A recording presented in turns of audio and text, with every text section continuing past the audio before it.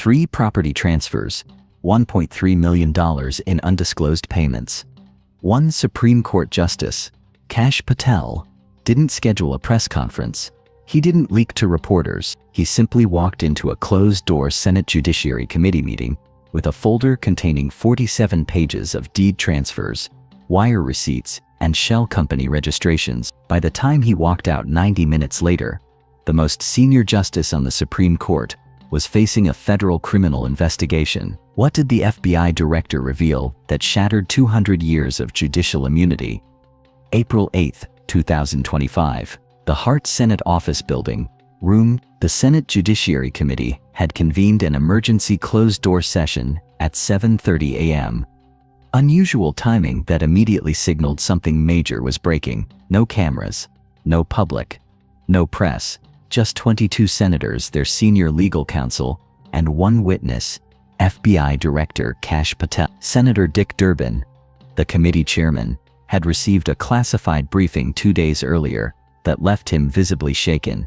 His staff had never seen the Illinois Democrats so gray. He'd immediately demanded this emergency session, invoking rarely used protocols for matters involving potential judicial misconduct at the highest levels. Patel arrived at 7:15 a.m., 15 minutes early. He carried a single leather briefcase and was accompanied by 2 FBI agents who wheeled in a locked container, the kind used for transporting classified materials. The agents positioned the container beside the witness table, verified the committee's security clearance protocols, then stood at attention near the door. The senators filed in slowly, quietly. This wasn't the usual partisan theater. Republican and Democrat alike sensed they were about to hear something that transcended politics. Senator Lindsey Graham, usually voluble and camera-ready, sat stone-faced. Senator Amy Klobuchar, known for her detailed questioning, had her legal pad open, but hadn't written anything yet. Even Senator Ted Cruz,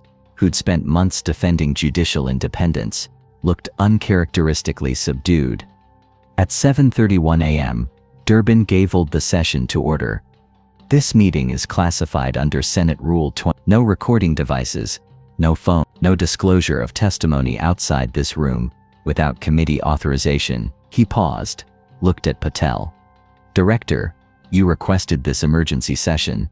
The floor is yours. Patel stood, opened his briefcase with 2 precise clicks, and removed a thin folder. Not the thick container of evidence, just one folder. Mr. Chairman, members of the committee, what I'm about to share involves credible evidence of financial misconduct, tax evasion, and potential bribery involving a sitting Supreme Court justice. The room temperature seemed to drop. Several senators exchanged glances. Senator John Kennedy of Louisiana leaned forward. Director, you understand the gravity of what you're suggesting? I do, Senator. That's why I'm here. That's why this evidence has been reviewed by the FBI's Public Corruption Unit, the DOJ's Criminal Division, the IRS Criminal Investigation Division, and the Office of Government Ethics. Everyone agrees this warrants immediate investigation and potential prosecution. Patel opened the folder. Justice Clarence Thomas has failed to disclose at least 3 significant real estate transactions over the past 8 years. These transactions involve properties purchased by political donors, shell companies with opaque ownership structures, and financial arrangements that appear designed to evade disclosure requirements and tax obligations. Senator Mazie Hirono of Hawaii interrupted. Director Patel, ProPublica already reported on Justice Thomas receiving gifts and travel from Harlan Crow. Is this related? This goes far beyond previously reported matters, Senator. Those were undisclosed gifts and hospitality. What I'm presenting today involves real property, substantial monetary transfers, and a pattern of concealment that meets the legal definition of fraud. Patel pulled out the first document. In July 2014, Justice Thomas's mother, Leola Williams, lived in a home in Savannah, Georgia, that Justice Thomas co-owned. The property was in disrepair. Justice Thomas had financial obligations for its maintenance. On July 15, 2014, a company called Savannah Historic Developments LLC purchased the property for hundreds. The buyer was later revealed to be affiliated with Harlan Crow, the billionaire Republican donor who has provided Justice Thomas with numerous unreported gifts. He looked up from the document. Justice Thomas, never disclosed this transaction on his financial disclosure forms. He never reported the sale. He never paid capital gains taxes on it, and his mother continued living in the property rent-free. Senator Dick Durbin leaned into his microphone. That's already been reported, Director. What hasn't been reported, Senator, is what came next. Patel pulled out another document. In October 2019, a shell company registered in Delaware, Tidewater Capital Holdings LLC, purchased a vacation property in North Carolina. The company's registration lists a registered agent, but no beneficial owners. It took our forensic accountants 6 weeks to trace the ownership structure. He paused for effect. The ultimate beneficial owner is Justice Clarence Thomas. The purchase was financed through a loan from a private lender connected to Leonard Leo, the Federalist Society executive, who has been instrumental in conservative judicial appointments. Justice Thomas never disclosed this property, never reported the loan, never listed the shell company on his financial disclosures. Senator Sheldon Whitehouse of Rhode Island, who'd spent years investigating dark money in judicial nominations, spoke up. You're saying a Supreme Court justice used a shell company to hide a $750 million property? That's exactly what I'm saying, Senator, and there's more. Patel reached into the briefcase and pulled out a thicker file. In February 2022, another shell company, this one called Pinnacle Heritage Properties LLC, registered in Wyoming, purchased a commercial building in Washington, D.C. for $1.4 million. The building is currently leased to a law firm that has argued multiple cases before the Supreme Court. The rental income from this property, approximately $180,000 per year. He let that sink in. Our investigation traced Pinnacle Heritage Properties LLC through 3 layers of corporate ownership. The ultimate beneficial owner, Justice Clarence Thomas. The financing for this purchase came from a consortium of conservative donors, including several whose organizations have been parties to Supreme Court cases. Senator Cruz finally spoke, his voice tight. Director Patel, are you accusing Justice Thomas of taking bribe? I'm presenting evidence of financial arrangements that raise serious questions about judicial ethics, tax compliance, and potential conflicts of interest. Senator, whether those arrangements constitute bribery is for prosecutors to determine. But when a justice hides property ownership through shell companies, receives financing from political donors, and earns rental income from entities with business before the court, while disclosing none of it, we have a problem. Senator Graham cleared his throat. Why are you bringing this to us instead of just investigating quietly? Because this involves a Supreme Court justice, Senator. The FBI doesn't investigate federal judges without congressional oversight. The separation of powers demands it. But the evidence is strong enough that I felt obligated to inform this committee that a formal investigation is warranted. Patel pulled out another document, this one stamped confidential in red letter. 3 days ago, a federal magistrate judge in the Eastern District of Virginia issued a warrant authorizing the FBI to obtain financial records related to these shell companies. We've identified at least $2.7 million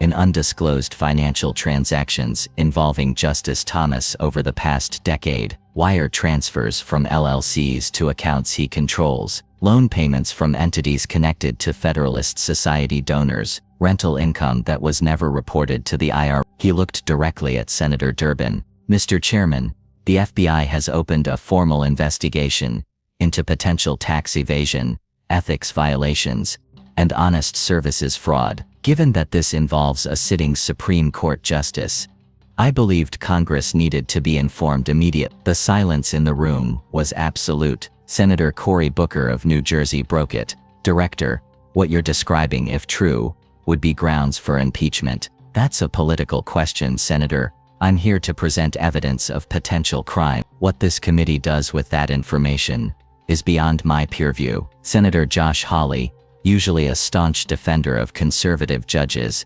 asked the question everyone was thinking. Have you confronted Justice Thomas with these allegations? The FBI does not confront subjects during investigations, Senator. We gather evidence, conduct interviews, follow the money. Justice Thomas will have every opportunity to respond through his counsel once our investigation reaches that stage. But I will say this, the paper trail is extensive.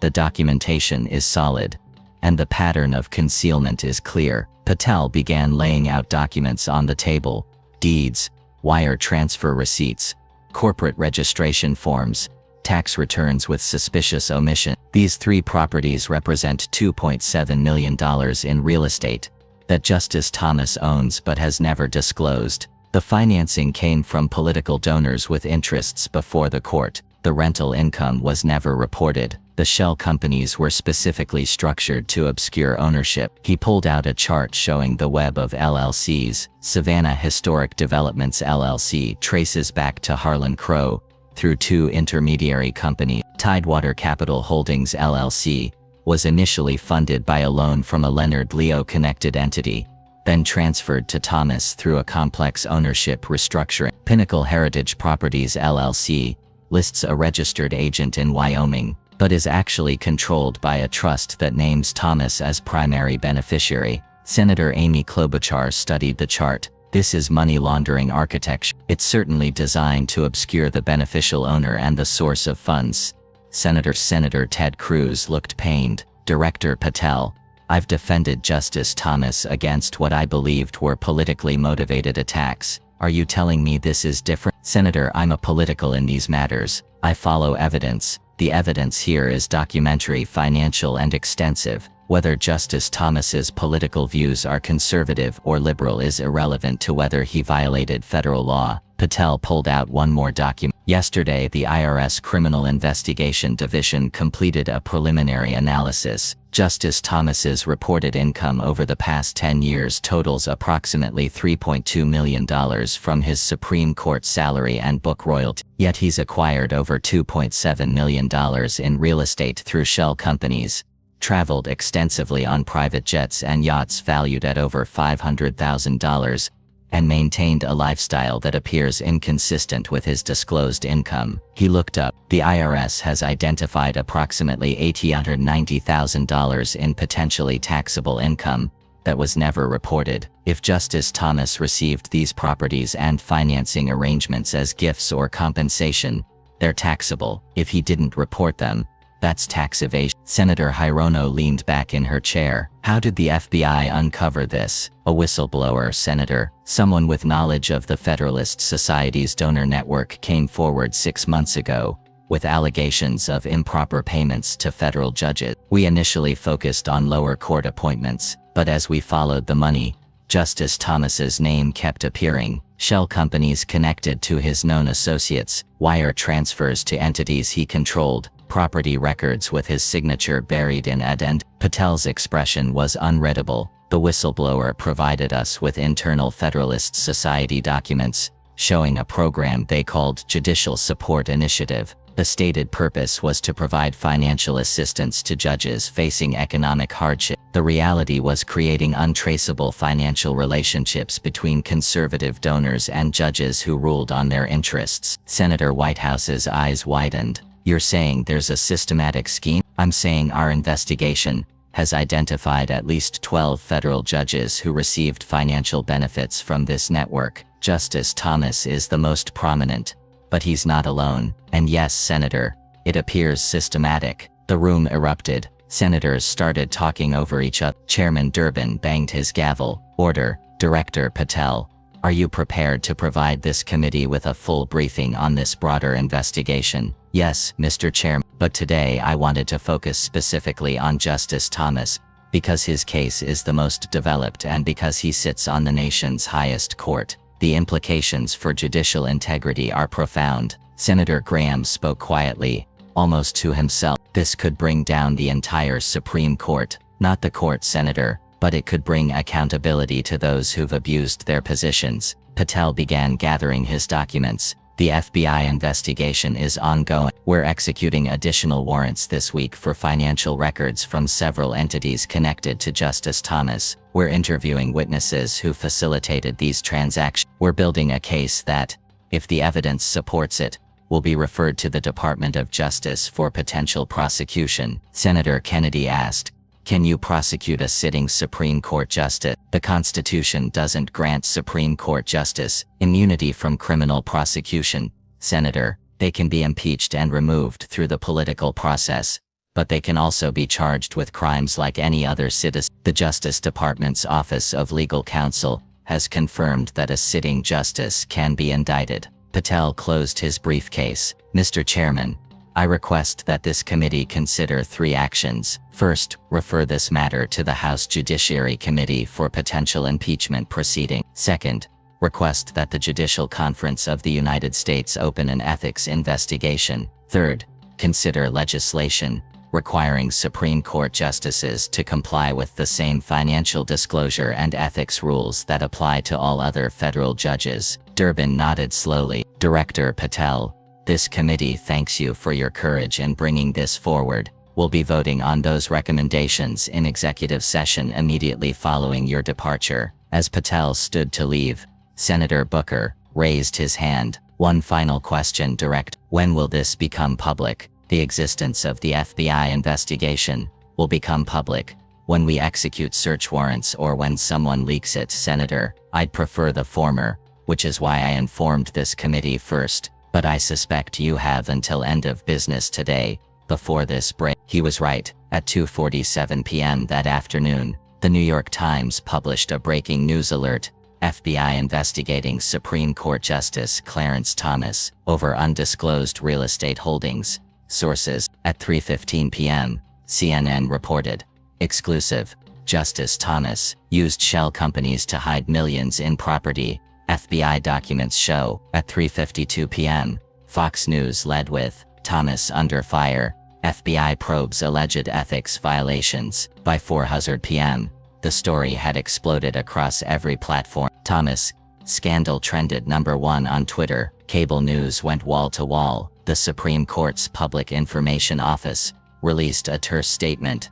Justice Thomas declines to comment on matters under investigation, but the real bombshell came at 6. The Washington Post published a story that cited FBI documents obtained by the Post, detailing the full scope of the investigation. The article included photographs of property deeds, wire transfer receipts, and corporate registration forms.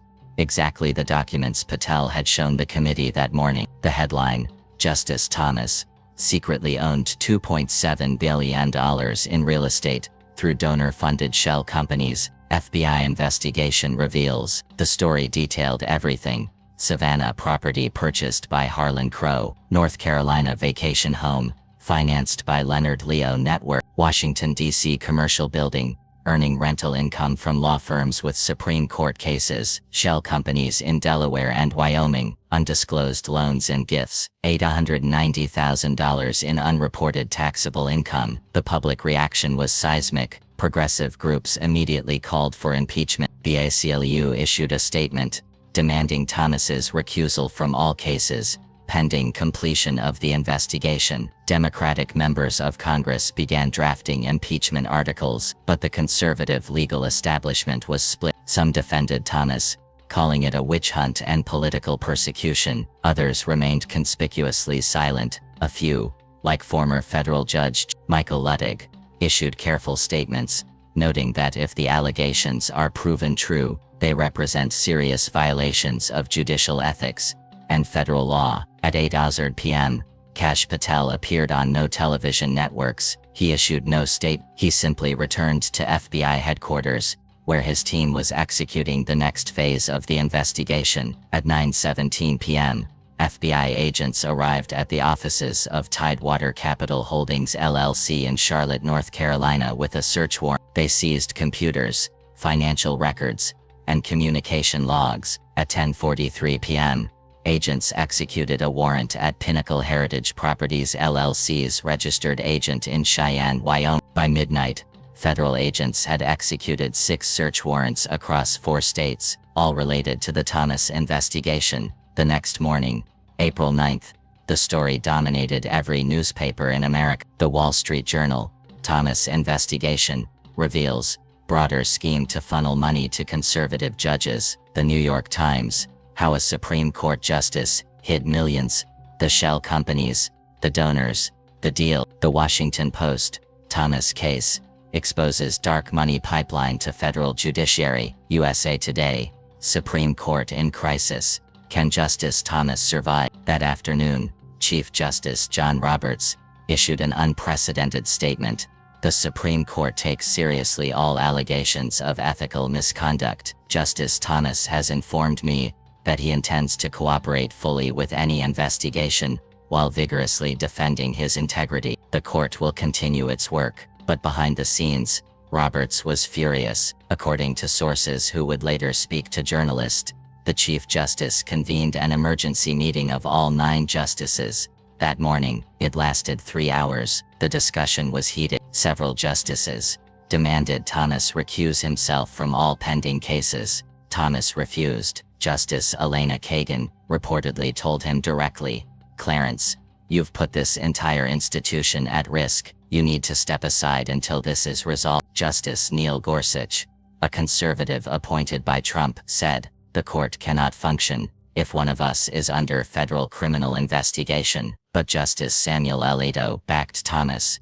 "This is a political hit job. We cannot let the FBI intimidate the Supreme Court." The meeting ended without resolution. That evening, Senator Lindsey Graham did something unexpected. The South Carolina Republican, who'd been one of Thomas's strongest defenders, gave a floor speech that stunned Washington. "I have known Justice Thomas for 30 years. I have defended him against unfair attacks. But if these allegations are true, and I emphasize if, then we have a responsibility to act. No one, not even a Supreme Court justice, is above the law." It was a crack in the Republican wall. Within 24 hours, 3 more Republican senators echoed similar sentiments. The political calculation was shifting. By April 12, 4 days after Patel's Senate testimony, the House Judiciary Committee announced it would hold hearings on ethics reform and accountability for the federal judiciary. The first witness, FBI Director Kash Patel. The hearing was scheduled for April 22, 14 days away, but events moved faster than anyone anticipated. On April 15, the Wall Street Journal published a devastating follow-up story. Justice Thomas's wife, paid $680,000 by conservative groups with Supreme Court cases, records show. The article detailed how Ginny Thomas, Justice Thomas's wife, had received substantial payments from organizations that had cases before the court, cases on which Justice Thomas had ruled without recusal. The conservative legal scholar had become a full-blown Washington crisis. On April 17, 2 Democratic senators filed a formal complaint with the Judicial Conference requesting Justice Thomas's impeachment. On April 18, 3 liberal Supreme Court justices, Sotomayor, Kagan, and Jackson, issued a joint statement. "The integrity of this court depends on public confidence in the impartiality of its justices. When that confidence is shaken, the court's legitimacy suffers. We call for swift resolution of all pending ethics investigations." It was extraordinary. Supreme Court justices almost never comment publicly on their colleagues' conduct. On April 20, Justice Thomas broke his silence. Through his attorney, he released a 14-page statement denying all wrongdoing, claiming the real estate transactions were legitimate business arrangements, insisting he'd relied on ethics counsel for disclosure guidance, and accusing the FBI of conducting a politically motivated investigation. The statement was lawyered, defensive, and unconvincing. Legal experts immediately poked holes in his explanation. But what Thomas's legal team didn't know, what would only emerge weeks later, was that the FBI had far more evidence than they'd publicly disclosed. In Patel's briefcase during that Senate testimony had been a second folder, one he hadn't opened. It contained something that would have ended the debate immediately: recorded phone conversations. In December 2024, 4 months before Patel's Senate testimony, the FBI had obtained a FISA warrant to surveil communications between suspected foreign agents and American citizens. The target wasn't Thomas. It was a network of individuals suspected of funneling foreign money into American political organizations. But during that surveillance, FBI analysts had flagged numerous conversations involving Justice Thomas, his wife Ginny, and several individuals connected to the real estate transactions. The conversations were explosive. In one call from January 2023, Thomas discussed with Leonard Leo how to structure the Carolina property so it doesn't trigger disclosure requirements. In another, from March 2023, Ginny Thomas told an associate, "Clarence is worried about the Pinnacle building. If anyone traces the ownership, we're finished." Most damning was a November 2024 conversation where Thomas himself told Harlan Crow, "The old Savannah place was brilliant. Nobody even noticed. We should do it again with the Montana Ranch." Patel had kept these recordings classified, revealing them only to the Attorney General and select Senate leadership. The reason? He wanted to give Thomas every opportunity to come clean voluntarily. If Thomas had disclosed the properties, admitted his mistakes, and stepped down quietly, Patel would have recommended against criminal prosecution. But Thomas had chosen defiance. That decision would prove catastrophic. On April 22nd, Kash Patel testified before the House Judiciary Committee in a public hearing that was broadcast live on every major network. The chamber was packed. Cameras everywhere. This time, Patel's testimony was on the record. He methodically laid out the evidence. Property deeds, wire transfers, shell company structures, tax evasion, conflicts of interest. For 4 hours he answered questions from both Democrats and Republicans. When asked by Republican Congressman Jim Jordan whether the investigation was politically motivated, Patel's response was devastating. "Congressman, I'm investigating violations of federal law. Justice Thomas's political views are irrelevant. If a liberal justice had done the same thing, I'd be sitting here presenting the same evidence. The law doesn't care about ideology." When asked by Democratic Congresswoman Pramila Jayapal whether Justice Thomas should be impeached, Patel demurred, "That's a political decision for Congress, not a law enforcement recommendation from the FBI. My job is to investigate potential crimes and refer them for prosecution. Your job is to determine whether those crimes warrant impeachment." By the end of the hearing, even some Republicans looked convinced. The evidence was simply too strong, too documented, too extensive. That night, Senator Mitch McConnell, who'd been conspicuously silent throughout the crisis, gave a brief statement to reporters. Justice Thomas should consider what's best for the court and the country. It was McConnell's speak for. What happened next shocked even seasoned Washington observers. At 11:47 p.m. that same night, Justice Thomas's personal attorney called the FBI's duty officer at headquarters. The message was terse. Justice Thomas requests a meeting with Director Patel. Tomorrow morning, private. Off the record. Patel agreed, but with conditions. The meeting would be recorded. A DOJ attorney would be present, and anything Thomas said could be used in potential prosecution. Thomas's attorney accepted. They met at 6:00 a.m. on April 23rd in a secure conference room at the J. Edgar Hoover building. Thomas arrived through an underground entrance, avoiding cameras.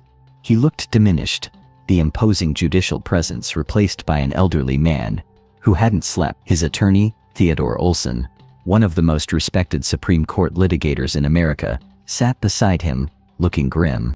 Patel entered with 2 FBI agents and a DOJ prosecutor. No pleasantries, no small talk. They sat across from each other at a plain table in a windowless room. "Justice Thomas," Patel began, "your attorney requested this meeting.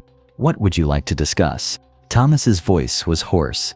"Director Patel, I want to know what you really have, not the public evidence, what you're holding back." Patel glanced at the DOJ prosecutor, who nodded. "We have FISA. Intersex.